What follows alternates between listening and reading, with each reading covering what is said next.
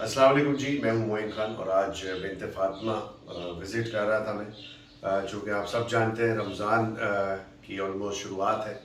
Covid की वजह से लोग विज़िट नहीं कर पा रहे और जो मुख़य्यर हज़रात हैं स्पेशली वो डोनेट नहीं कर पा रहे। मेरी आप तमाम लोगों से जेनरसली ये रिक्वेस्ट है कि बिनते फातिमा जो कि एक ओल्ड एज होम है जहाँ पे बहुत ज़्यादा बूढ़े लोगों की केयर की जाती है, आप तमाम लोगों से गुजारिश है कि अपनी फंडिंग में से चंद हिस्सा ज़रूर बिनते फातिमा की नज़र किया जाए। और मैडम फ़रज़ाना जिस तरह इस ओल्ड एज होम को लेके चल रही हैं, मैं समझता हूँ कि वो लोग जो अपने प्यारों के साथ रहते हैं और उनको सही तरह रख नहीं पा रहे घर में, तो प्लीज़ यहाँ पे आएँ, विज़िट करें, देखें इनकी फैसिलिटीज़ को एंड यू विल फील कि एक बहुत अच्छा घर का माहौल है।